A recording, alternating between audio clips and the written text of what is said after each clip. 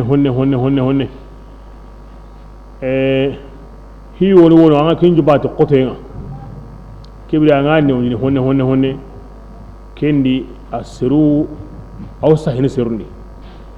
hi woni qona kinju palatin ne wiyenga na qotondi honne kenya ni serungara wada donc Allah wo qarawni ni kensu qur'ana di sumen bay a jepeti mo qotenye bay sumen tanni kebira Allah ran ne ndi honne la qarna ne ndi mo sire dolomine ahramina go a jepeti ne wenye na haramu di honne matana gatandi ati kebira kama min khari donc hinga nayno anwa hayna o ganda ke qotondi kendi na newndi kenyan sigi arxe garo walle hane kempinu mo ma o gana tona ke qosoy guranga tabane a anta sorno wala ke newndi honne mo garanyama e sumi antanni a qoti nyani aramu kan ni sumi nyani nandu tikiti baka homma kata nazartu lirrahman siyama donc kionreni nda kuriyen taki alla da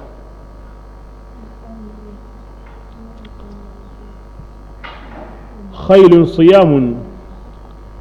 ay si sumunto yani si siginto isigintengo baka uriye maka asawmu ngana aram kandi atamassuk na du tigitenya nan wuriga baka homaka amma islama gon kannendi kingana ti sawmu no kinni batiye nyugo yayi islama gon batiye nyugo ne akama ngi du rigana baka inno gollungum maka ado ingunan kacellungum maka na wutu la hajrim bake kata kiyen kenne ana ngani ya ngoke golle nyana tinto yimunde sabura kata Allah ta'ala kiya to islam ma sume kebrenga ati awdo kiya tira ki wajibi o kamma komi aganya wajibi ya o kanan kon kamma mobe na'am ken wure ni yumatu suwa dangi sume nyi kamma banga na sorna hokote nya inda to nan di ja ibane ya wonen ke sawa ara ko ni odanga nan di obane nganya mo ido sumen tabana mo sudi nga fardan ko ni kamma insumu nga ido kalle mo tabana o barajen tabana ni kalle ke ko na mo wure ne anan ne o kamma o bana he ina na busren bane bana woni onan kamma bismillah ayyaman ati ko tanwani معدودات do girigene kisunya na ne undan kamma e sine qasuta mi do hillo qaso bani ane dole me muhimbe yirigana donc sirem ma kanu ke ngure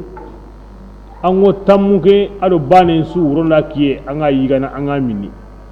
bo ke qaso bane yime hake ango wuro su minni kiye bane ane ke birenga jatendi urondo kiye jatendi hutu kunani ane bismillah faman ka kensu asirem wo simmine maniya e ngande tere kilenga ka nganda watu ka aw ken ka hana wala ngala ati yemme be kana maridan yemme ndani watunteya minkum ankun islaminu de aw ala safarin maga oterende kampe kamma fa iddatun kebirenga yirigande ngoken kamma min ayyamin ana tuga kotanudi ukhra kengani kota tanai asire be ngane tere kilende ka kebirenga ayiriga anna tuga kota tana ken wurene maniya anta tugene sun kason nogoni de yeru sun kason tambo nginga na tugalo awasirum bate yirigi wal ma sun kason kota nan la hilandi ni terendenga wo angari sisa nga jopana lengi ala hadike ya nga kenya ala amsan kota ngalenga ngana tla wakati kebe na kutebe to na kenya ay tambo nta tugene sun kason ni mina yamin ukhra sun kason yan tugene sun kason ni sirebe ganda sunga ton tambo ntuka sunga sondi tambo kema tuge kana tambo nga khari ho ka tambo nga naam ngame nyana mos kenta nyana min ayamin ukhra kota tanadi be sun kaso no gombe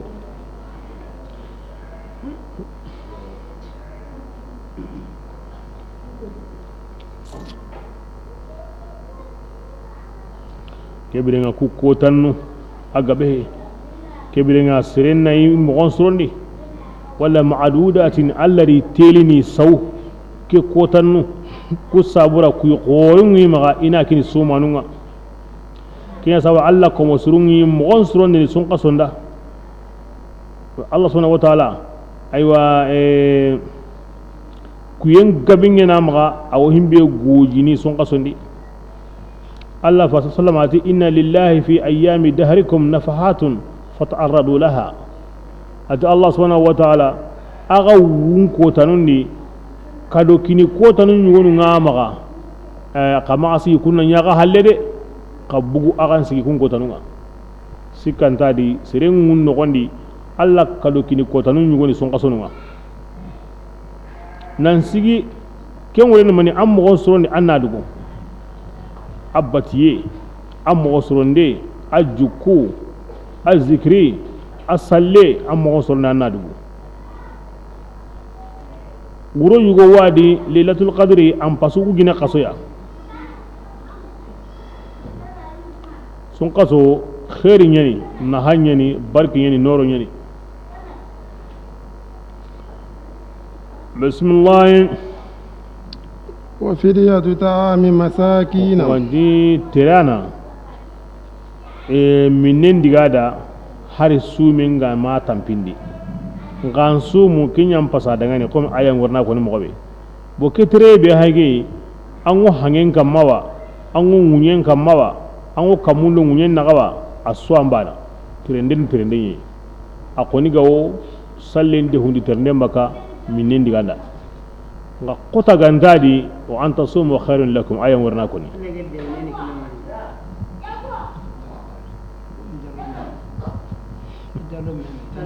ay wantu tege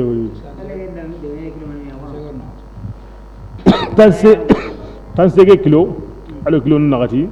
metre hakuni wa kama pakaran tagani ango mobli ndiwo ango train ndiwo ango tonga angan tango sombana digamen yuri hangen kallen yari honne an gane hangen na ganin di an gane halakinga bo fi ko mo me tikita kana kendi honne ko ke mo gonya am dengani sere be ga hiti halaka sere ngante kentu daiman anna sujja tedro ala hadhihi mustafa bo amana diga nya to mani mena mo kalendo ne ma ngona hakka we ya koy bo o sume nyadi ma ko man diga to sallindi sallim aw ok inshallah ko man salli la angana tere an digara katam laga kinyeno na utan kara katan digara go tan segido kilonu nagati baka aw gemana sallindi hundi nagatuma na ya hilloy angana aywa kilendi angana yanka amma kinyanki ranga nga harsa amma yankano tan wurni dallano gindango bito nakati nyanano bito nakati be tampille fardan salle gawanyinino kebirenga ango sallen timandini tampille fardan salle be kota suni karaw karawai nga bito nakati yani shakilundi mais madmunundi anda tampille salle baka umati kin kamanende yani nyambo wondi bito nakatani mais an goni salli haqqe be ñana ngane kin yaata anda tampille salle baka kebla hasa ngadi hundini biton nagati tare tampille fala salle salle wuce ganda entre nden nogondi kengo wudde hunde nka wananga bangane yanga debe kay an yakke ngawno akabenga o sere yakke ngo debe kenan karay gam ambugo bamako ora kende kiba andang indi ali do tubay anya khen wore mi aga yime gum dinga o wina zoro o dangini ora kiba o sagene bo gina anya o gine yere ga hitan karai anya ke debe anya ke ganda de urubani ago dangini aga sallege har sa awade hundi me anga bugu dan karai anga timandini anga bugu no ko anya kinga wono anga timandini haran karaga he kendo wa sallike tampilin da bana ba ken bugu manini mukawoni bidu sikay kinga tinya bane mukawoni me donc angene bidun siki dangi ma wena nakato yi kembere nga nyime mukke kitin tanka makare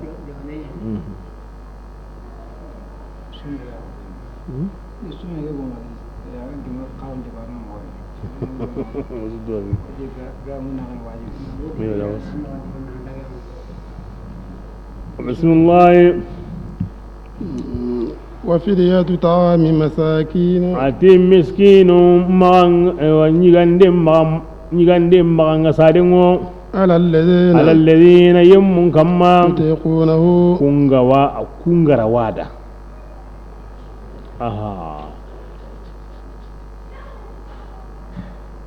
كرسي وكيني سومي أكته هلانيا lawo suunu nka ngomba sade nyana na to on taho bunni ke yiga diga surunda wakati mukini nesin saham on yime parce kono ti sugandi nyi ma islama on nyi panangu annan sumu manna ma sade bunni kem ballani ayan gari faman shahida minkum ash-shahra falyasumhu kibrin ta'yin bunno tikenye kebring a togo mani keta nugunte sugundi yemme kuganda kanu lemmen kama kebring a kuyi kiten kama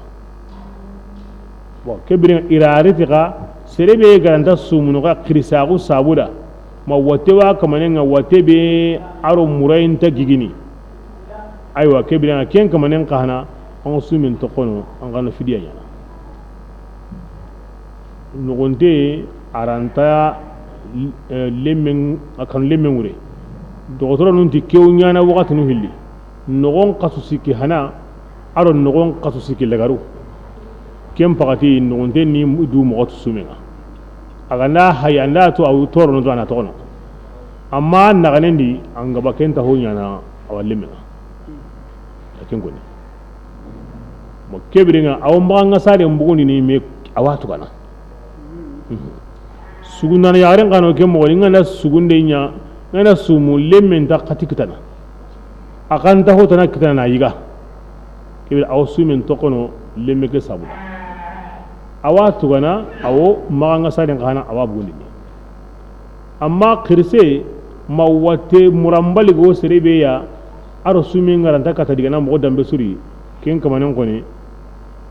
aranta sumunu atwarun dai awo maganga sade ke bugundi ni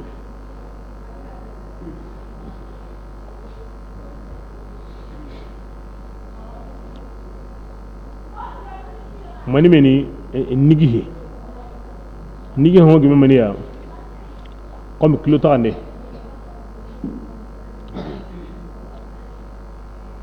parce que moddu nyani moddu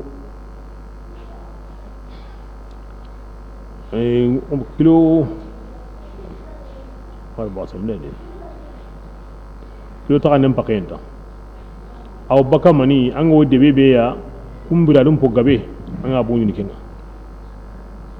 non konga obire na himbe na ngaba anga bonu ni kenga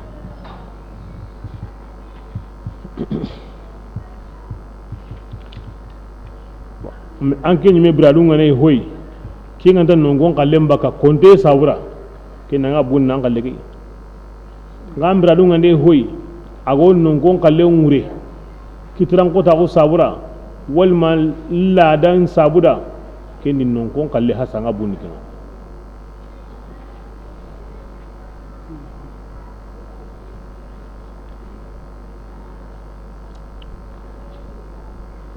bismillah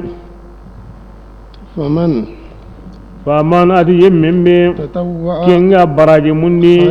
jidare ya himbe ganda hokka hunnigi hekeya fahuwa adi anda ke baraje mundi kennan pasa munda adangani angena hokka hay nan nigi hembun nani ma wakati kebe anda hokkan kena ka hay bi basiya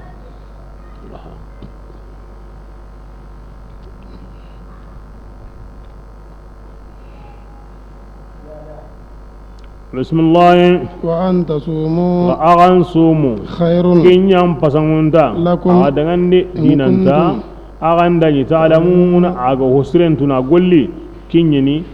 nanti kini yimpana munya andal lunganda sumu andal lunganda ma ngasare mbundi nga sumu kinyam pasanda de wo kini sumu kana tanu ngahana kim balya nisa faman shahida minkum ash-shahra falyasumhu kenda khiyar mugadi nka ada honu to illa silin kamma al-murdi'u al-hamil ila honu lahagai kabiru sinni wal marad alladhi la yurja ba'u to ko ke mo honsudi sallil la silina rakanu hilliyai me iranya na gatoi na honu yasikoi so asowan to mo gonde nka aywa haygara honu ko ni sa kungan nanya trenden ni kawra mo sanya kadal la silina bismillah شهر رمضان ati ramadana qasunga الذي awa sun qaso akin yani qasunga أنزل ida القرآن qur'ana yang kanni فيه. akin qaso kiyadi anga dukini wati khairin qasonya ni kan khairi no ma himbe gan qur'ana kinya zaman ogati hongo pasungun ta on kitana ti no honga sun qason sirenni asrenni bo Allah yimi haygara ahason ta on kola ti himbe ga gesadi qur'ana na subgu lahil mahfuz kata duna kamukai a lilatul qadri be ga son qaso na gemuti kenwuro nyi na liga warano na suka huma me ko mi a hay gapendi o maga mobe kem palle ayanga Allah faren kama hinya mo onu tirindo njabu tan pilli ado sino sikin godi ora qaso ngabe no ma ganya ke qaso de kenwuro ni ke qaso ya an paso qaso siya bismillah هدى qur'ana ni kandan danai للناس sirun dangani وبينات ado qur'ana ni bangan danai من الهدى aywa gilli kandan dinga bima yahtada lil haqq ko gosde kandana kata tunga kiteya aso qur'ana di ko ga amba kabitedi aso qur'ana di wal furqan ado hatama yengadi tungundo gare ni bugumedi kebira kisugo kitabe be kelli baka lahil mahfuz sunga sunyadi bismillah فمن adi yemme be شهد الشهر aywa kenga hadari qason sikenga منكم ankun silaminu di فليصمه kebrenga kenna sumu de shahida gawrne aga nyan jondi awre hiti nyi min ya anya yenga na wara na sumu kendi bil muqabil ken wura anga ma wara kebra hinginte ko nta kandere wala sumedi mina ga nyi okun no kunga annabi to ili sikinya anga na wari ko tawa na jopa jamanu wadi kunta qaso nyime walli waqtin su kebe andak awa su qaso ngana gimu kun kallem pakati nga waqti be qaso kanda walli ga faman shahida minkum kebe da kunta rasumu kan sine de abila shahida ke yani hadara aga sige an jondi na nyan islamiya anni balighiya anni haqrandiya anta awa sara horedi anta haidiri anta trekiledi kebe nga fal yasum الناس عقيدة الشهيدة بمعنى أرونا نجم ماوري وهم الشهيدة واللين بمعنى أغنيا أن حضريين دي ما أغنيا هم بي حضريين دي كندا شهيدة وكتان يا سونغا سونغا سباتين خمغو أكو مذهبين دي لا أديرون هلنا وري والما جمسان كنتين ناوري walla ka wurunguranen nan timme tanjike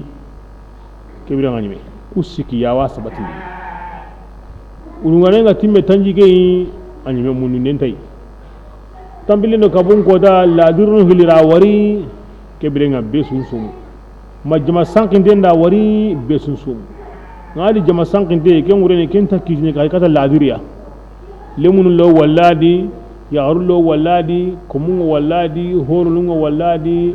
fasiqunun ngadi talihunun ngadi tentana wadi kason ngadi besura wadi kebida kinyime anyimira wari ma himbe gara wari anda mugu kinga maqadi be gara sabatindi mada sunga songa na wari aga nyene dinan kanan kenye na konada kibira kinga na sabatindi kibira asabati kinga na qata kibira aqati awa sabati ndi timbe ni kana imo ke mo gontu mo gara mo wolu binu ko na sabati ndikunu ye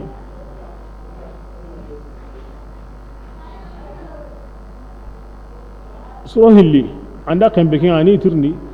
anda wari anyi kambo anyi do minne am misinye ni wa ma barakati ni wa ajon ko de minne ahla ko de minne anan tirni bani ngana khiri nan tirni inda tirni me jodi diga mun suka nanya bani nille ke qaso nyani o qaso banya ni horan tatini anyi kundu hogot na anyi kundu horan tatina anyi kundu horan tatina a kundu diga me so qidron fil wasfi ke ngure ne bana kala bi tonguya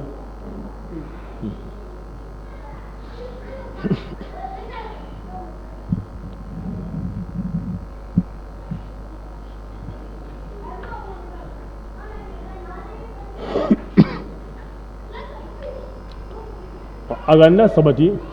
so kala wato amal bilad aga sabati bani aw besu logono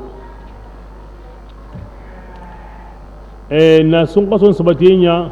o jamani bani di ma o yana kiye bugu wakati bani ya ke suni fiqh hukumunya digame amma fil haqiqa aga sabati bani islamin di be bani di amma jami'a bilad al muslimin kinyani lasli qasi wa ummu zahabin qadigan qasan qadikin aga sabati no qubane bane angara mugu koni suminan kama wajibi ngakeni nge jamaninga mangero kyana ke buguwati akhana koni tengo nga himbe gan qasai himbe gan qurantai kinyana ga sabati no qubane asabati no qusu nga keni nge jamaninga mangero kyana wakati mogonga akhana koni tengo asabati tenni sirebe gati bi qalle yana tikenga fa marhaban bi ana nyatay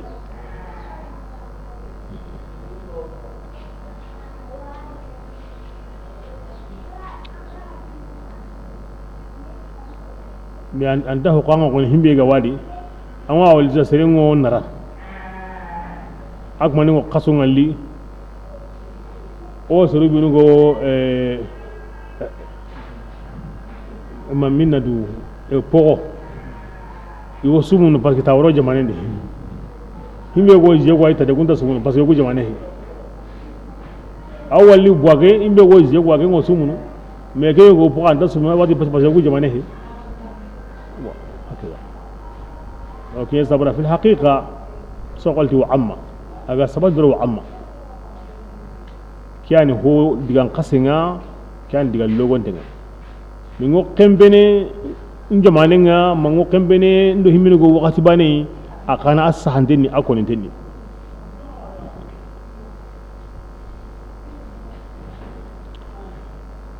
kini asabati mogonga aji me mogonga hana ke mogo bana ni onde minni hana akano kunda sunga sunan time tanji ke kotai malazirnu hilina wari majama sanga tena wari suro hilli ganati da qaso ngari dibendi mogo jamanendi mogo sere suma wari isro hilli halle o sumun o awusni qallegeya itanjiken timme sere suma wari qari hari kunyume be gatira warta hani kunyume ma wari me kammun kulleni itanjigen timma kota kammun kullen kota be gai gatira wari kammun kullen ni sire ma wari isro hili halle itanjigen timme gari kammun kullen ni sire suma wari hari min matira wari ken kota nyani oga woti ra garen kuto parce que tanjikero banen kon takasondi yani ogo tawn na himbe ko ni ti ay anta ko ni ken kota le suma qaso ngala ngonzoro hili halle akin gari ay antanda ko niken kota itanjiken timme itanjiken ngana timme kota be nani kammun kullina kana sirema wari ken kota ngeni kuziba woni la garen kuto la kumani kada ko sumun yo agara ko wala sumun asuma to magin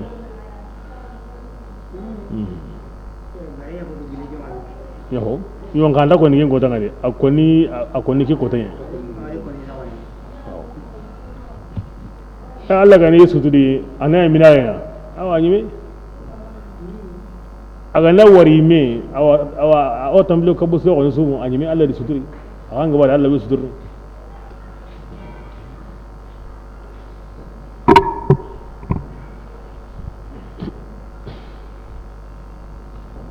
bismillah ومن adi yemme be كان مريضا kenganda ni watundeya أو على سفر ma aga oterende kampe kamma فعدة ati yigayo من أيام aywa gilli kotanu ya أخرى kingani kota tane asage ke khari aha umma simma nanti pai tahana kalle akoni nani sugande nyawo maga sumu manna manga sare mbudi bo angana watu mangana tere annatuwa ngabira kebe sugande nga buwari kaso ngoni ga sigita besun sum kebe asage garna ko naam besun sum sugande entare nga harsa newye be go terana nda kin newye wa maga watun den newye nga maga kin sabura sagadi umma gara simata kana bugadi bismillah يريد الله اليسر الله تعالى والنوي لا مرنو تيانكون سلامنا الله تعالى انتقط لا مرنو تيانكون سلامنا كيا سابوني على الدغندا دغني وتين سابودا ترندين سابودا اغامني بسم الله ولا تكملوا العدة كودا انتم مندي جاتكي كين سابودا اتي انا اتوبا aha sun kason kwani kuda antimi amma haranga makata sumun wate sabura tirne sabura annatu ka kendi andu himinu gara sumu aga su jatinya bane bismillah wal tukabbiru ana allaqa wa alla qoron dia timma magatinga hukamma agara kanda katakinga aw sinan kunga tashkurun ana allakuba kan shukurma sun adu ngala timme sallen ko dana kabarenya allah akbar kabira alhamdulillah kathira سبحان الله بكرة وأصيلا أو أنا كون كبرونيا سلم كوتانا كنينا أو بركة سوند الله ده على خير خورينيا نكيكنيا ناين جوندي أن نكتا بتينيا نا على من توكاندا كمسر ونو إري خلي مني جوري كمسر ويري إيرانتا سومو بسم الله وإذا سألك عبادي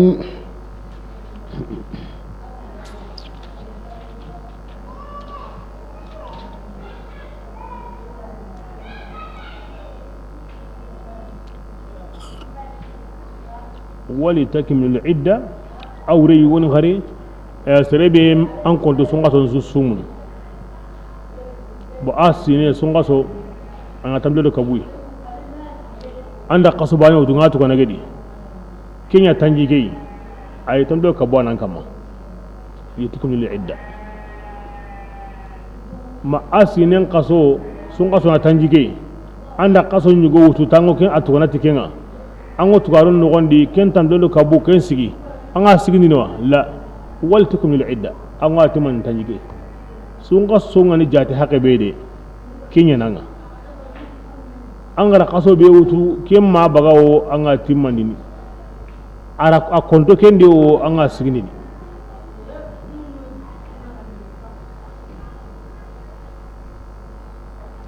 bismillah وإذا سألك عبادي جمال الله فارن ترندي يا رسول الله أكما أنتنتو يا وا أندا يا نياغنا أنا غوندا مالا توا أنا غانغو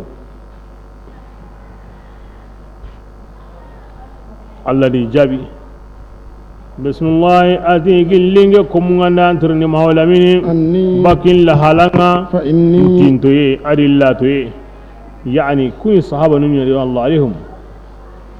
يقولوا مغبية أدو أنو مغبية سيما نانتا بانا دي كي وريه نانتي انتا الله باني ناغنتو كمبي الله سبحانه وتعالى عن سننتا تنتوي بين جران كم باي مينغا تنتوي والمن جران كم دو مينغا لا توي أي انترو كينغا كن تنتوي اندام بدو كلا توي اندام بني تكهون يمغان كتوي Allah sununta kenda ke ya sabuni yimmega annake hamunde I hakrunga gere gere ogo tinto mo betu Allah ta kundunga ogo lato mo betu Allah sunta kenda kebrenga kammo ni Allah tinto yendo Allah to yenga iwa munda na Kenya mo on tu ngolli ken kamma masanga nda hay Allah subhanahu wa ta'ala agoron katinte ngoti taka hon suya asago ngoti taka hon sudi an ngoti de kebrenga antindoya an da hayga nan di aro taka ho sunta bana an senunta taka honun di ma guton suka homandenga an ngoti to oro Allah latu meya kebrenga iran getirinde antinto ya malato ya woro manan tinto yendo Allah to yenye indaro yagaranga len tinto yendo Allah to yenga ginde ga woro yagaranga len kallenye Allah ni begunu kenga amai ti nge komu basana kemmo gondambe awa himinu ganta Allah bani na gontu kenye kun la halanga anda wala ga tin komu igodo mo beede ya horo al aqal kimo hakarun gere gere ndi بسم الله وإذا سألك عبادي يا رسول الله إنكم غندان ترندنا كبارنا أكيد غني أنتين الله تعالى قريب تنتين تنتو أقوم كين كده غني أجيب دعوة الداعي تنجو قرين دانا قرين دين جابني أنين يا غهيم بي فليستجيبوا لي كبرين كان جابين دين دغني وليؤمنوا بي إنتم دي تينغا أو سينكم يرشدون إني كندا ولا فليستجيبوا لي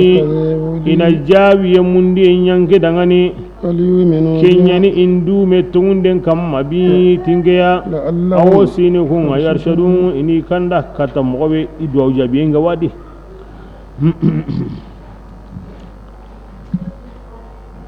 kadwa jawe mundi maka fali yastajibu li in jabi ngati na himbe nyai nanya na himbe to ina ken to na indume limanan ka on kamati kinga konti ay fali yastajibu li ina dwa jabi ina qiri ni jabi ni kana dwa jabi yam mundi maka mo ke kani dwa mo nyai كذا أنا ولي الله كم دوا وندي نت لو واستجب لنا الله جاب دودا اللهم إني أسألك كذا وكذا وكذا الله غنيا غنا كده كده كده كده كده إن نت لنا ودي واستجب لي جاب ديندا بل التي إن انكري فليستجيب لي إن جاب ينقم من دماغ أن انكري كينيا كينيا كينيا كينيا كينيا كينيا كينيا أو أنيمه ما غنا تيندا ونجابي كيف لنا كين غني من نتناي angarin kilang madna jabi kibri ngani me andin kirinda mun taro ngari ngamatin na nyaw tabra Allah tuanun do wunundi Allah garusu anga walli rabbi istajib li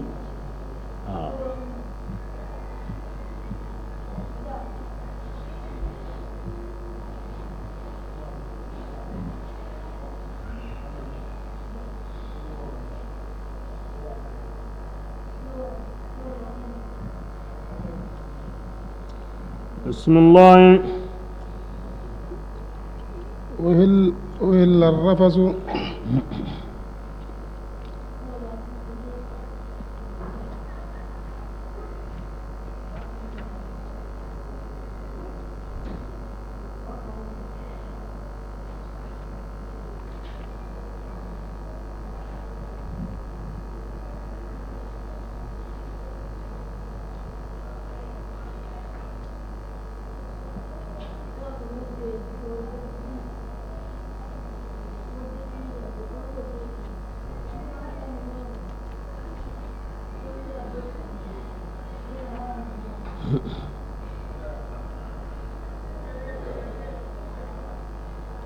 بسم الله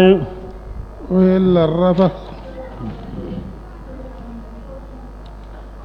سنقصو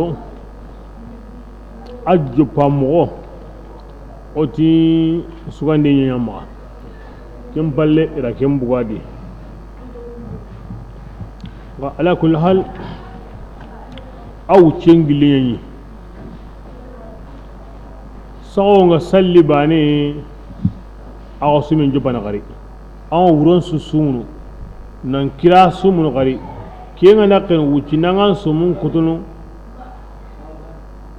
nan nyamaga sawo nga salli bani ga sumun jupene ani kim mo ngani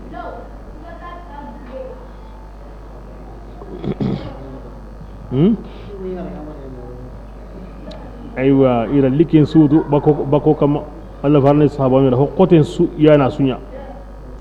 radiyallahu anhum هل الرفض إلى مندين دغاني أنكم يغو دغاني سنقا سنغرون سوكا همانتنغا كتا كاغون يغارونغا أغناتو يغاروكو يرامي يعني أنكم يغو دغاني أنكم يغو غا يرامي أغاي يغاروكو دغاني كوريني يرامي يعني سيتنانا سطرني يوندو يغاريني مي سطراني الملاه بس الله تعالى راتو تيجي أنكم كنتم أغنيا تختارون أغني جنبني أغني من يدي فتانا الله كتنا مع كيبين يعنى عندنا ما جنبه الله تيجي واتو فتاب عليكم التي رتوب اللي أغمغني الله ينبين أغمغني فلانا قل سيزام باشروهن عندي أغدغني أغني كبلمه وابتغوا ما أغنهم منذ الله تعالى ولكن دغني أغدغني وكلوا يعني لمه صحابة نيغونو كدي كتا أوتي wuronga nda sawonga salli bane aywa golle nyaamni awsu min jopana makumbani sahaban ñu wono kiri kita Umar ibn Khattab radiyallahu anhu nga isuko hamandin la mo ngo Allah farenda Allah fare aywa Allah timbe maganya aringe kita de la kanda يا رسول الله إني أعتذر إلى الله وإليك مما وقع مني الله فاري للزران كني الله أرني للزران كني أنا نرهم بينيا الله توروني سوون سلي هالي نما كني عندنا عمر هلانا كو عمر غرا كو جماعة غيرنا سيجي تونغ أكون سامو عمر غرا همبيكو أمين وقهنا كتا Allah da ayi litin da tunan ta ko kenya mine ga nya haga maga kebirenga wuron su ko humante elle nan kada sago salli wati nda wuron su diga ndaga da kita non ne ga hay bona sume nga diga mo be o kenya kama adu ga ni tambe ni mo be manga na hay umaru gani serna bebe salabatihi lidinihi الرجل الذي لا يأخذه في الله لومة لائم أو كنت نادي أدي نانغان قطع مغام غوبي جراغندانا جراغندي الله مبين ده همين تكني نانسينا كو الله فارندا جماني كيرين كتا ووري دونك أنغاتو نانديكي همين ده جراغندي الله مبين نا كونيا الله فارن كا غني كبي صحابه مغا الله غرانيا كينغا أو كينغا تونادي أدي غامين بايماني أنا كو كما سر لنغوتني أنا كاهريا يا رسول الله إني أعتذر إلى الله وإليك عمر أتي الله فاري للزران كني الله أدو أنكنا لزران كني مي الله فارينا الله كمية سرية هي أنسومو الله فارينا لا يا سبحان الله الله فارين بالله أنت سلنا أنت سمو أنت جاكن أنت هيجين والهادي إلى صراط الله المستقيم يعني كندان دانغا كتا الله كليت لمندنا عمر يانتي الله فارنا للزران كني الله دي فارنا ولينا كنيا عمر كاهرين نعم أو جميع ما جنان كم ما كاهرين واسلام سوكو كم مين كوني خوتنا انتي مغا الله فارن درون تاودا قنوي بيكو عمر مغاري كم مين مغا نا كنتي كني اسلام سوكو الله دي فاري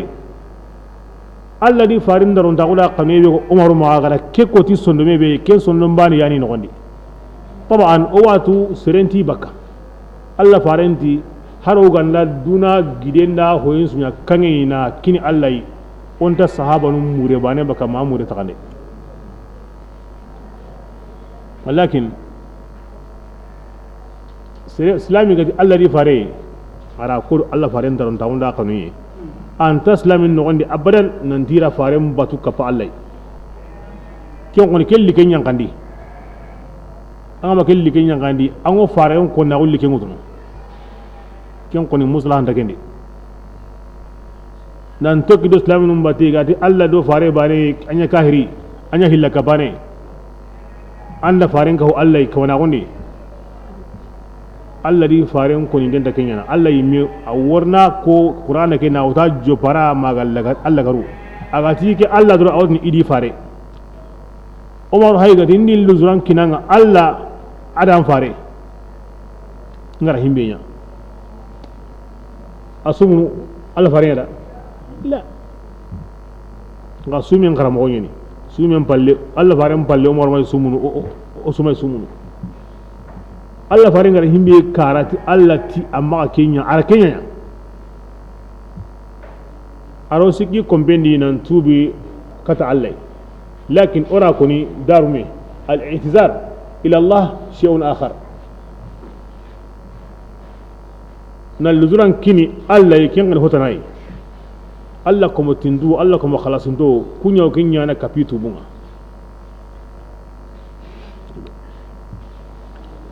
كمينا كني الله يفارن تغندادي مو عندك ينغري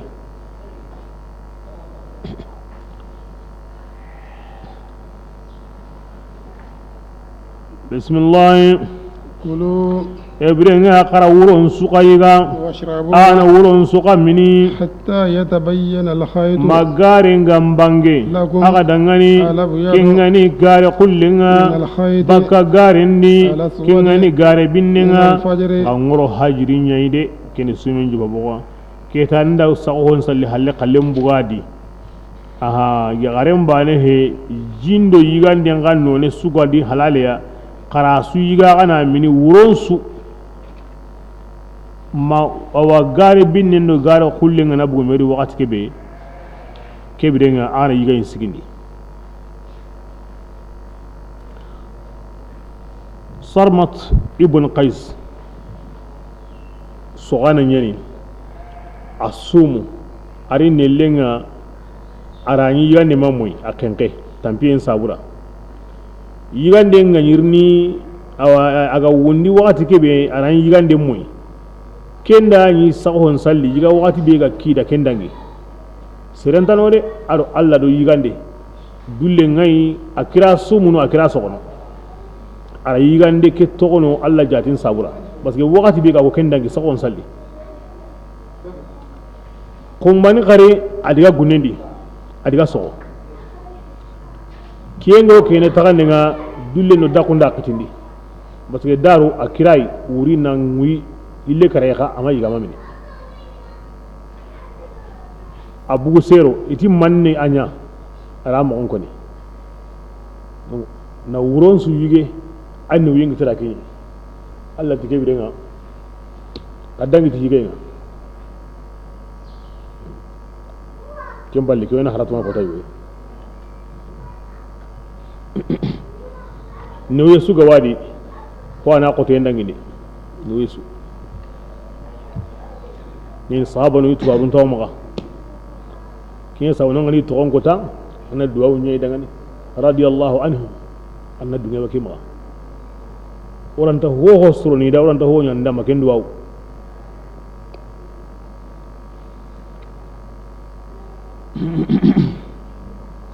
o keni sumi ajjo pamo na nyige ma yillenga karenan tinto illen karanga tinto ali ibn hatim kega ko ka yige magare binendo gare kullenga bugu medi ara hitake dare dabari ti gare kullendo gare binnenga na jongi yigaranga aw yigene aw minni aw toqa hayni aga ni illa sabaka meri wakati be kibla aw yigen to ko kunuga ngana ni amakulla sabaka meri ay allati magare binendo gare kullenga bugu medi ke bi da ken ko yige na renga itara ay anke ma famu ati minal fajr i woro hajiri nye wuron pina yenda khura yenna mbu medi woro kenye bismillah jadi kem balle atimmu siyama qarasu min timani na wutu wakati kai ila al-layl katawronga kendi anda ko tabane sum na wutu hajirin bakentin toyenga kata kiyen kenenga kendi ko tabane ma yige hajirin bugo halle ma yige na ni kiyen makano serebe ga na yige hajirin bugo halle anda na an yiga halle ange na sima yille makara an kusa gara misiren kanen bugo e sallen kusa ga sigi ange magu salatun sera donc sikandare an yige na to hoyni ange na sima an himbe du kusa ga ni salatu ma jaja kenya salli sikin an ko na yige donc an to ko sumin ga makundu an ta yige ke ngu tendi an atu kana ma ko ta minare ngadi ange na sima kiyen kanu bitelu andan sumen kutu sumen kutu halari banga da jaki yamma kanu an taron misirun kanendi kengu dana a qur'an ndi andan sumen kutu na to kiyamma kanu an atu wana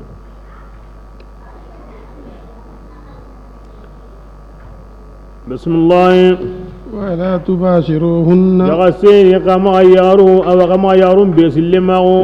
الهالي أنكم عاكفون أنكم نلتك فنيانوي في المساجد تلك أديكو كيتو حدود الله وأن الله جنغونا ولا تقربوها يغسين كما تندايد جنغو أنا بنودي أنغوا تندو جنجي أنا دنجني ما تنداي كينيان كم بقيان دا دينا دا ما دنجاي بسم الله يبين الله تعالى آيات بانغاني كذلك للناس لعلهم يتقون إنو تنغ حرامهنوا وإتكافوا غاكين تغي مغندي إتكافوا قمي أي غانتي أو أمنين تدا سومنتسو أنت جمانكين يغري أنغا تانغا بيدو بانينا إتكافوا ما بيدو هلي ما بيدو سكي كينياني أهو سيم پوتغنين كمبانغا ma bito tami kenni aho gaben posiren tampanga ken no goni wurondo kiyensu aywa anta ken yare wa anta sorna qasumen palle anta sorna gam sidil lazimiyan palle et kafuni batiyai khair jidin donyu wani Allah sallallahu sallam ani itkafu nyana aho gabe sun qasondi aho gabe sun qason tamulagare serenga do itkafu nyana angara kota be qalle royel lamuru an worno na yille makare nga do kumbani go itkafu nyana wuroke ke nga nakanu lenki na utu ke nga kata ko man la hajri sigan nallo an itkafu nyaranga nga daro itkafu nyana ngolle suka mande qur'ana qarange allah hin konne ado salle ken balle golle o golle ga hitiku yanda kenyana har himbe ndey batiyenga misal nde ningala hankara ay minni le mun saha minni qur'ana nyilla to suni batiyen yanda ke ho nyana batiyo batiye ga qur'ana qarange nga himbe ga fi zikri nga himbe ga fi salle nga anda ke dabarne ango to ko misire ni anta baka haqqe bi angara anymira akuna tan kenyana anta alla kerno masala sudi aw sireni tika funyanganu indigaro misire palle mbaginga misire kakena mbangi indigaro no ango yigene no ango minino sumu ngana kuti joge ngana ino anta gimana mbugu nandiga joge no kutana ma misire joge anga ne rono aw sire anna mo suro ni nallo iramu hiliskando kenallo haramare mini darragume ando yigande lo himbe ga ambaka milli yigande kinanga ga maka to baka nan tangura yigande mundu nani alla wa yigande kitana no gondi bayna mbugu nani wakati kama timi awena sabu ina itka humbo ndamaka